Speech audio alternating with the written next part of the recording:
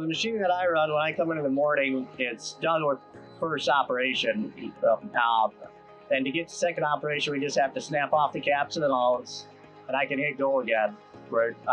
And then while I run second operation, which generally takes about 2 hours, I can be pulling material off the rack, cutting up material, stamping it, and getting it ready to load back on the cart right before it's even done with the second operation.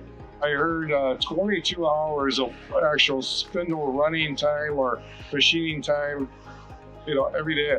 Right, off of just a little bit of setup time in the morning. How long will this run today?